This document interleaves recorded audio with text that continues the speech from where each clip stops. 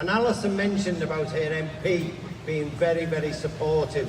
And I can absolutely tell you, I've never met this guy in my life who I'm going to bring on, but he's been fantastic for us on social media, almost on a daily basis.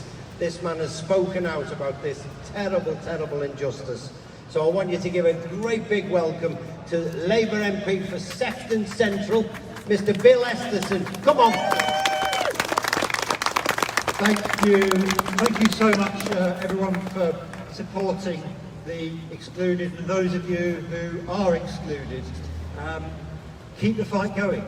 I think we've already heard, I think Alison's case just exemplifies the sense of injustice and the way that people have been left behind by this government.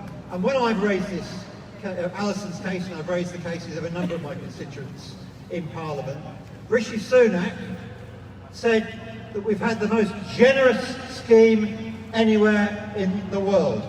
Generous. Not to 3 million people who've had nothing. Not to children who haven't had their free school meals. This government hasn't been generous to them. Not to nurses who haven't had a pay rise either. Or to police officers or right across the public sector. There is nothing generous about what this government has done. And Steve mentioned the start of the pandemic where people were put on the furlough. Well, the government wasn't even going to do that. They had to be pushed, kicking and screaming, into putting in place the furlough scheme by the trade unions and the business community, working in partnership to support the economy and their workers.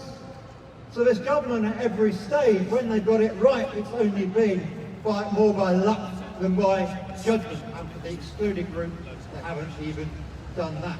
And I am pleased to say that in this city region we have given additional support, and that's in spite of having the biggest cuts to local government anywhere in the country. Steve and his colleagues in local government have put additional support in, and some of my constituents we've been able to give some of that support too. But it's nowhere near what has been needed. It is nowhere near what is needed to make sure that the self-employed and the businesses that we've heard so well described today already are in a position to recover from this pandemic. And I bring you support from the Labour leadership and the Labour front bench, because our case is that those of you who have fallen into debt because of that lack of support should be allowed the time, whether it's on the repayment of business rates or rent or the loans that you've taken out. You should be allowed the time until your businesses have recovered so that you can afford to start making those repayments. That's the just thing to do. It's also the economically literate thing to do. And when Sunak says generous, what does he really mean? He means generous, and he means generous to his mates who've achieved millions of pounds, hundreds of millions of pounds of contracts on the back of the biggest health crisis in history. And that's without even talking about the 37 billion that's been outsourced through Test and Trace to the likes of Serco. So that's the government's agenda, looking after their mates, while those of you who've gone without continue to go without. So keep the fight going. You have the Labour Party support. We are there with you. We will continue to fight with you. We will continue to make the case for a just exit from COVID and for the support.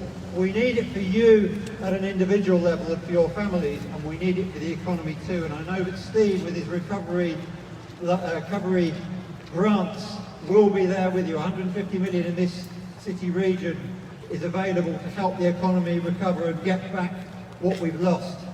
But we have to keep that pressure on the government. We'll keep fighting in Parliament. Him and I will do that with our colleagues, and we will take the fight to the government. Keep the fight going, and solidarity to you all. Thank you.